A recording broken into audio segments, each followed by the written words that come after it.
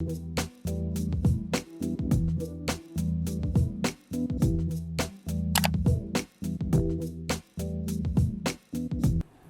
welcome to the Wave Report. This is Tremonte. Like and subscribe to the channel. Once again, my co-host is not here. I don't know where he's at. Probably prostituting somewhere. Shout out to Joe. I have a very special guest here with me today. Introduce yourself. What's up? Nathan, a.k.a. Israel Music. That's right. I got my boy Nate here. Thank you for coming. Hey, appreciate it, man. Appreciate it. Now, I'm going to jump right into it. You voted for Trump, right? I did. Why did you vote for Trump, and will you be voting for him again? All right. Honestly, 4 years ago, my opinion with Trump was different than it is now. It's definitely changed. I voted for him mainly because he wasn't a Washington insider. He wasn't, he wasn't your everyday politician. I've never liked Hillary Clinton. Like Hillary just always has seemed like a power hungry bitch. So I mean. Plus, with everything she had going on, like I wasn't, as far as with the FBI investigation, everything else, like I just never vibed on that. So that cycle, I was voting Republican pretty much all the way, and with Hillary being the opponent. Right. This time, my opinion of Trump is definitely different. We were talking a little bit ago, I think he's a piece of shit human being. I think people would agree. Oh yeah, definitely. Hell, he probably would agree. All right. But I like a lot. Like I like policies that he's put in place. There's a lot of policies that he's passed that I definitely agree with. Some of the stances he's taken, even regarding foreign policy, I've really strongly agreed with. My opinion with him, if he would just stay the fuck off Twitter, I could deal with him a little bit better, but I don't know if that's really him. No, that's him. You think it's really him tweeting from his phone? Yeah, bro. Yeah. I don't know. Listen to him talk. Listen to him talk. It's the same shit. I'm listening to him talk. That's hard for me to believe that he's really tweeting from his phone. I wouldn't be surprised. If somebody else is doing it for him, all right, then that literally, bruh, nah, no way. You can't. There's no professional that you can hire that would say the shit he does on Twitter. Most of them have people who do it for them. Oh yeah, definitely. I'm not saying he's not adept. He definitely could be doing it. I just don't. I find it hard to believe. Time after time. At the very least, he's literally sitting there right next to the guy saying, "Take this shit down." Yeah. All right. So maybe he's not physically typing it, but he's definitely. It's not just some dude in a back corner office that's just sending tweets out. Like, let's see what we can do to piss people off today. So you're not someone who is. I'm not either, to be honest. You're not someone who is in favor of career politicians. No, not one bit. That's why you're opposed to Joe Biden. Yes, very much so. You're definitely not vote for Joe Biden. Nah, I'm not voting for Joe Biden. Again, here's a dude. He's been sitting in office for like 40 years. And he's one to, he's addressing topics that for 8 years he was the vice president and never touched on. Even talking about we need to start making changes within our police forces and to bring in racial equality. Well, why haven't you been doing that for the last 40 years? That has not been anything. You have been in a position of power to be able to, make these changes, and it hasn't been done. It to me is really just catering to the times and the base. You think people are in favor of Biden just because he was with Obama? Oh yeah, that's what I think. Oh yeah, definitely. I think a lot of people were. I'm not saying I'm voting for Trump, but I'm saying I think people's information just comes from the fact that he sided with Obama for so long, and people love Obama. Oh yeah, definitely. I think Obama. I don't, just like every other president, I don't agree with all his policies, and all his stances. But by no means am I going to, do I think, like how most Republicans do think that he destroyed this damn country. Hell no. Like I think that Obama did a lot of things great for this country, especially socially. Yeah. But Biden, my feeling is this: the vice presidency is the best job in the world to have because you don't have shit to do except wait for something to happen to the president. All right. And I mean, think about some of the VPs that we've had over the years. And just really like Mike Pence, like is that really a power player in the Republican Party? All right, Biden, yeah, he's been there. I feel like he got it because it was his term. You know, You said you agree with some of the policies that Trump passed. Like what? his prison reform bill was great. Prison reform was absolutely key. Eliminating getting a lot of getting a lot of nonviolent offenders out, small drug crime offenders, you know, getting their sentences commuted or thrown out. Period. That was one of the biggest, and it went underreported. Very few people even know about it, you know. You're right. But that was that to me was one of the best policies in regards to our judicial system and what's going on, probably in the last 50 years. I also really strongly agree with the stance he had taken with North Korea. You know, I feel like you know, everyone was freaking out about him, you know, essentially talking shit. But the fact is, for 50, 60 years now, we've taken this approach with North Korea of let's just keep throwing, you know, we're going to place restraints on them, and they're going to change. But no matter how many damn, I can't even think of the word right now. It's all good. Yeah. No matter how many different restrictions or whatever the international community has put on them, they've continued to grow, you know, their nuclear capabilities, stuff like that. And Trump's sitting there saying, "Fuck it, push the button." Like that to me, that's what you do. I mean, it's just like a bully in the schoolyard. Somebody start, you know, no, you stand up to them. You know, so. And North Korea has definitely backed down on their stance and their aggressiveness towards America after that initial, you know, shit a few years ago. So I really take that. I like the fact that he stood up and said, America, we're not going to back down to anybody just to appease the global community or, you know, to play the game the way everyone else is. You know, so I really like that. A lot of his economic policies, obviously, up until the Corona situation, like you can see this shit done. Like the economy was doing great, you know, economy was great. So, you know, so a lot of the policies that he himself has put in, I've been in agreement with. Some people would argue statistically that the economy wasn't as good as it was reported. Well, yeah, just like it was, you know, I will say that's always the case. No, that is always the case. You know, we can, you know, very true. I don't think the economy was as great as it was being reported. Okay, just like I don't think it was as great as, you know, improving as much as it was under Obama. Okay, that's fair. You know, that's fair. Just like even with Bush, like there was a time early in the Bush era where the economy was amazing, but I don't think it was as great as what we were being told. Yeah. So I think, you know, and economic numbers are real hard to dictate anyway. All the time. You know. It's real hard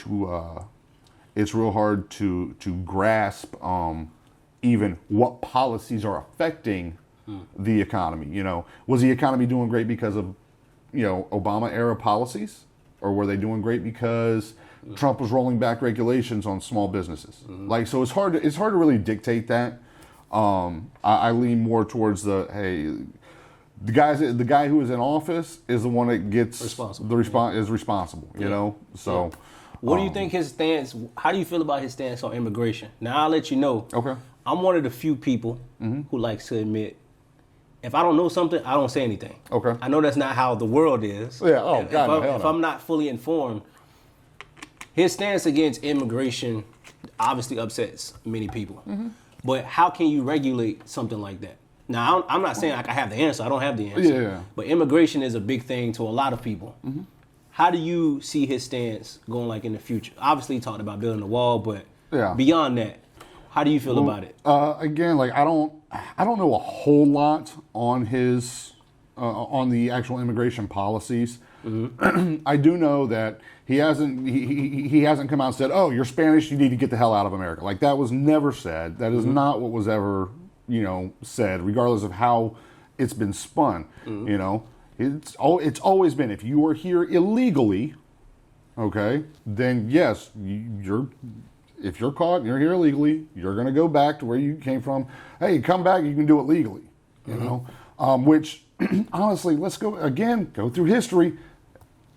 I can pull up videos right now of Obama, Bush, Clinton, Bush, Reagan, all saying the exact same things regarding legal and illegal immigration. I mean, verbatim some of the shit. You know, but I agree. Like, me personally, I definitely agree with it. Like, look, I'm sorry if you're here illegally, like, we do have laws. I do believe there needs to be reform in the immigration system. Definitely. Where it needs to be made easier to come here. I was talking to my wife about that. I don't mean to interject, but it is extremely hard for them to become a citizen. Oh, yeah, definitely. Definitely. I agree. I mean, there does need to be serious reform done, you know, but I do believe, hey, this is the law, all right?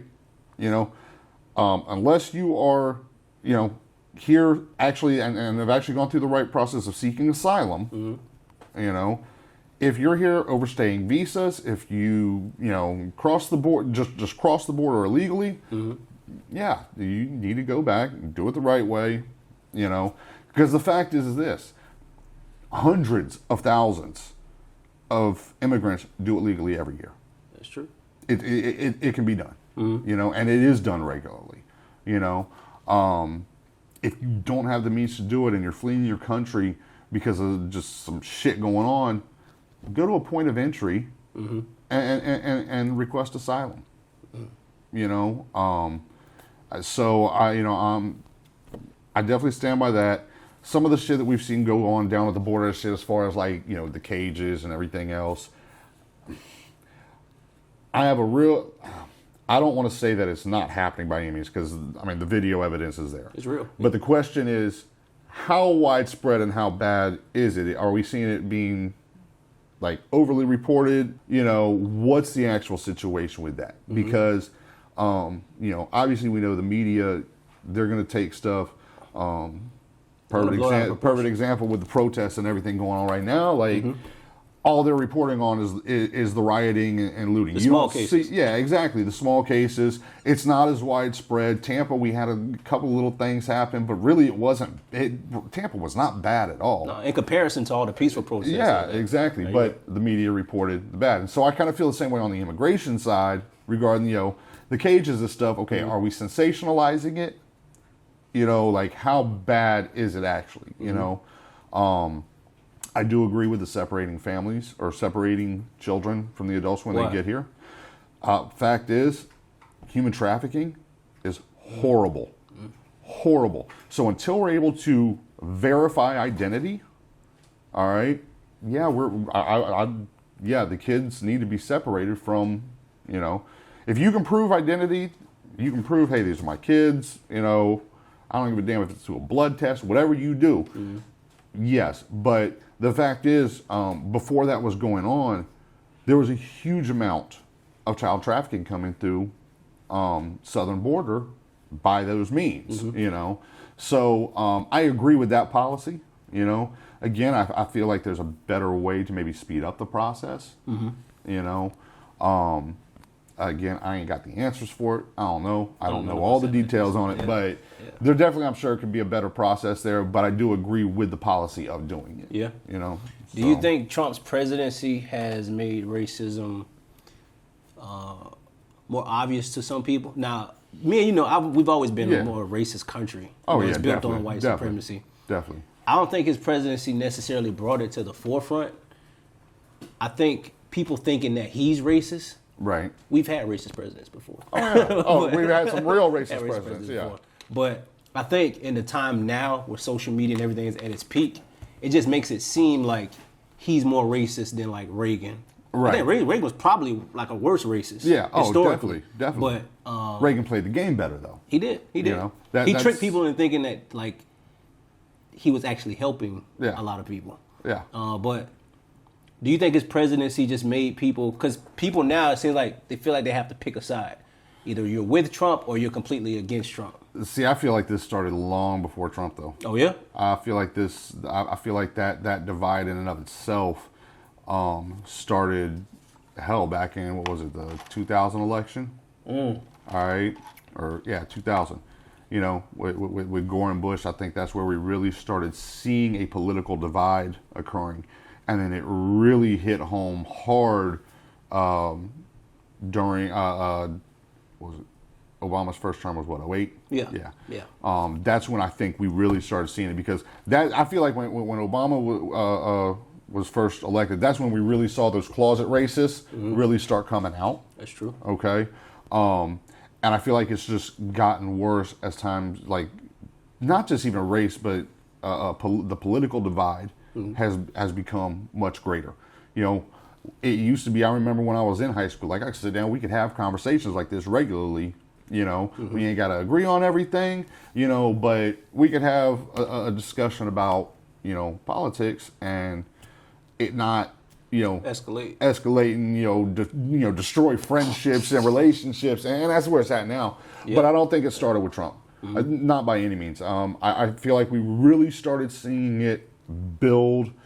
We started seeing the signs of it in 2000. 2008, it started growing, and then the last 2012, I really feel like it blew up. Yeah. All right. The last 4 years of Obama, I think the divide became much more defined. I really feel it became more defined, and you know, I feel like Trump has added fuel to that fire. No doubt about it. Now, he ain't just added fuel. Like he's dropped a fucking bomb onto an already burning fucking inferno. There's no doubt about that. But I think what we're seeing now on the racial side of it, me and my mom were talking about it. Like in the 60s, the civil rights movement took care of the overt, obvious racism.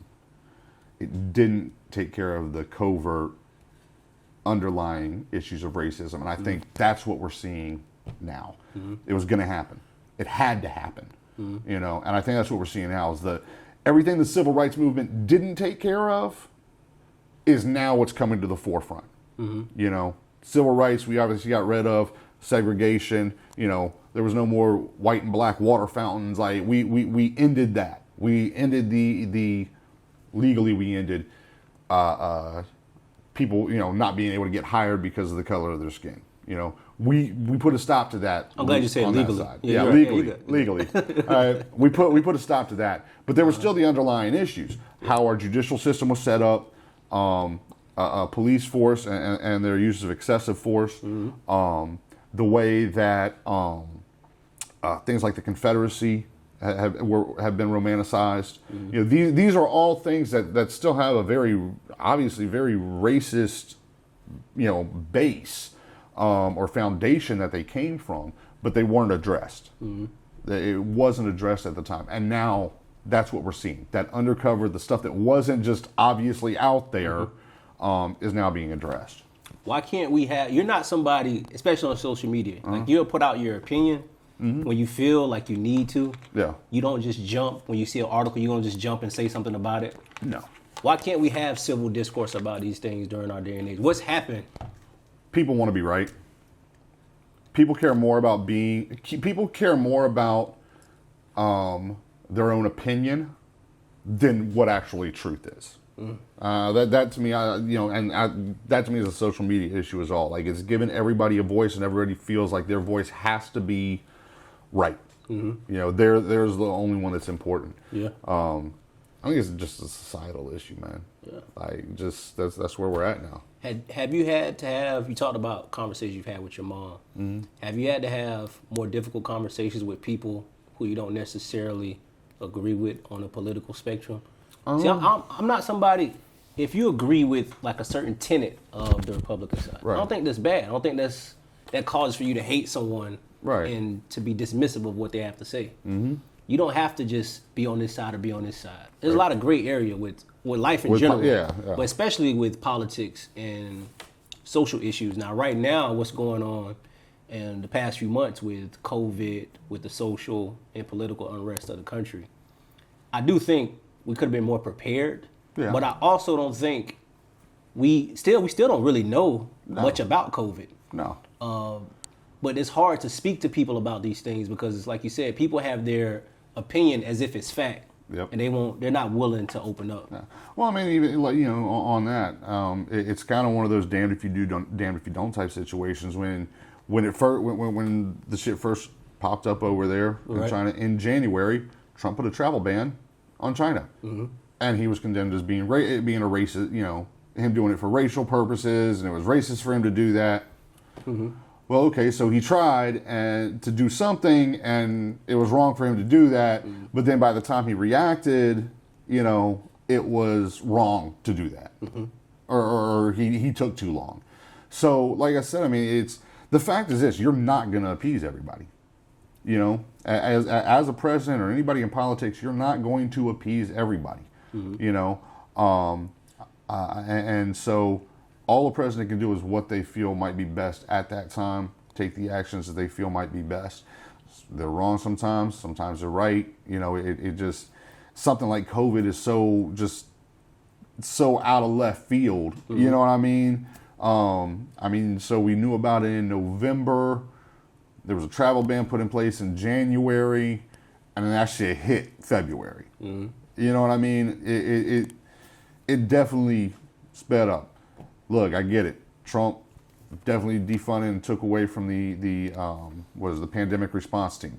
Hey, again, Republicans try to cut the budget a lot, and okay, we got this. We haven't had shit going on for a while, so let's cut the money here. All right, how the fuck do you know that the next year or 2 years later you're going to get hit with it?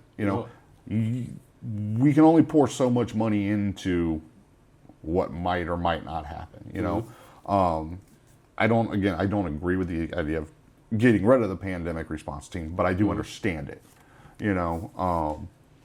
But COVID, what the fuck are you going to do about it? The CDC, they keep giving out different information every other damn week. It does. They do that. Yeah. Contradicting information. Contradicting, too. What was it at the beginning? Only wear a mask if you're sick. Now they're telling everybody to wear masks. Oh, it can live on surfaces for 12 hours. Oh, it doesn't live on surfaces. It can't be transmitted through that. Nobody fucking knows. They're literally just throwing shit out here. Social distancing and the shutting of everything down. I get it. I understand it. But it was still probably the worst. The result of it is going to be worse than the actual virus is going to be. You think the economy can recover? Oh, yeah. But what if we shut down again? Because the probability of a second virus is very high. It's high. We can't shut down again, though. You can't do it. The fact is, I don't think we'll recover if we shut down again. No, the entire economy will collapse. The only way America could get out of it would be to file bankruptcy. If the country filed bankruptcy, essentially that would give our economy Have we filed for bankruptcy before? I don't think we have. I don't think we have. No. I don't think we ever have. But that would be the only way, because that would essentially be a restart. It would essentially just reset our economy. You're right. Then again, nobody in the world would want to, do business with us. But so that's really the only thing that you could do in that situation. I think what we're doing, we've got to just start reopening things, be responsible about it, do the best you can. That's all you can do. We can't, our economy is not set up to be shut down. We are a consumer economy. That's right. The only way this economy works is if people are spending money. Buying shit. Yep. So nobody's talked about this. The damn stimulus package, while maybe necessary, when no one talks about 10 years down the road, you want to know what that's going to do for inflation? Oh, no, that's a fact. That's indisputable, yeah. Yeah, and now this next one they're talking about is going to add another, I think it was 6 or 8 trillion. Yeah. It's not going to save anybody, because we're all going to pay for it in 5 to 10 years. When a gallon of milk is $12 a gallon. It'd be crazy. Yeah. So it's a tough situation. I don't really think there's any right. There's no correct response to it. It's not like the Spanish flu in the 19 teens or whatever it was, like 1918, I think it was. It's not like the economy isn't as small as it was back then. Yeah. America wasn't the center of global commerce. Yeah. So all we can do now is just reopen it. But even still, let's look at the fucking numbers. The actual numbers that are there, this shit is not that fucking bad. But the counter argument is people say it's not that bad until it affects somebody close to you. Okay, that doesn't change the math. No, it doesn't change the fact. And that's the thing. I get it. It's just like, well, hell, it's just like any other illness, though. That's true. It's not bad. It doesn't until it affects. When it affects somebody personally, yeah, of course it's going to mean something different to you. That's human nature. But unfortunately, we cannot operate off emotion. Yeah. You know, the numbers say that, like, right now, I think the last numbers I saw from the CDC where there was like 2.2 million people infected. Worldwide? All right. No. Just in America? Just America. Sounds high, but we have 310 million people here. Yeah. You're talking about less than 1% of the population has this, you know? And we've ruined, but our unemployment, though, is now, what, 9-10% higher than that? You know what I mean? So we've literally ruined the lives of, let's say, 10 to 15% of the population for less than 1%. Of that less than 1%, I think it was the fatality rate is like right around 2 right now. A lot of people have recovered. Yeah, Most people. Most people never even show symptoms. You know, like 80% of the people don't even show symptoms. So we're literally ruining the lives of a huge portion of this country for a very, very, very small, you know, percentage. And it's cold. Like, I know that shit's cold, and it might sound heartless to hear it, but it's the facts on. It's a fact. Do you think, because you wouldn't consider yourself religious, but you are a Christian? Yeah. Yep. How do you feel how religious people are reacting and justifying things either through Trump or through to the social unrest part of the country? All the stuff that's been going on with Black Lives Matter, innocent black men being killed at the hands of law enforcement, innocent women being killed.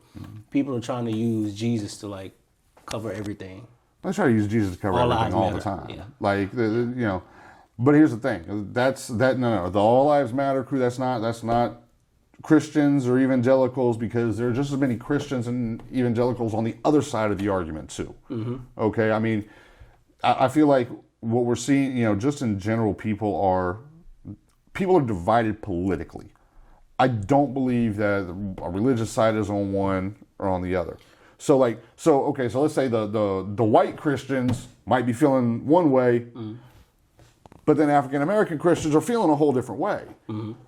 So it's that. I think it's purely a political divide, and that's because this country has become so.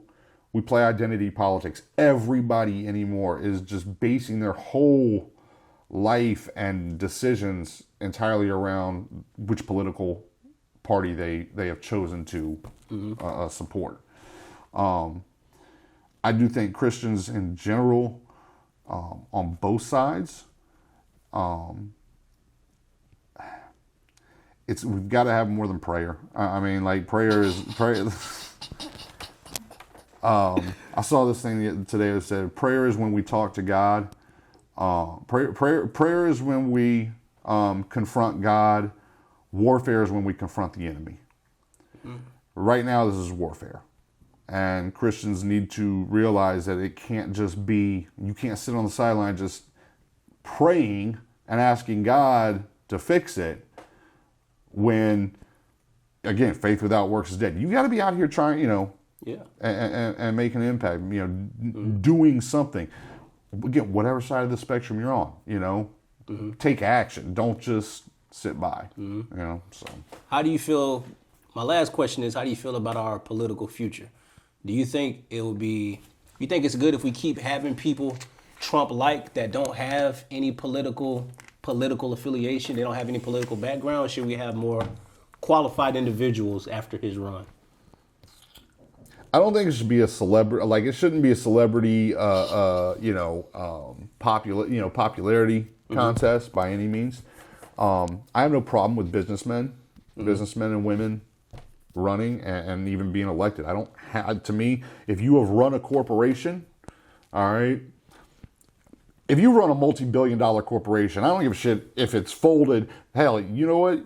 Hey, the business got shut down. You had to file for bankruptcy. Well, guess what? You went around and turned around and you did another multi-billion-dollar corporation. Like, if you're able to do that, yeah, go for it. If you've been able to manage, a multi-billion-dollar corporation, yeah, I think you should be able to get in, into the politics side of it. You can surround yourself with intelligent people who, hey, maybe I don't know shit about foreign affairs. I can have an advisor that does that, So, I don't have a problem with that. I don't want to see people like Oprah or The Rock or fucking Kanye? Hell no. Hell no. I don't want to hear his music. I think Kanye's gonna run. All right. Probably will. That's crazy. But I don't want but that type shit, like what is your experience there? Like, no, I would rather Jay run than Kanye. I can at least sit here and say, Jay, like, hey, you are a businessman and I've seen you do it. Kanye, nah, dude. Like, so I don't want to see just celebrities jumping in just to get into it.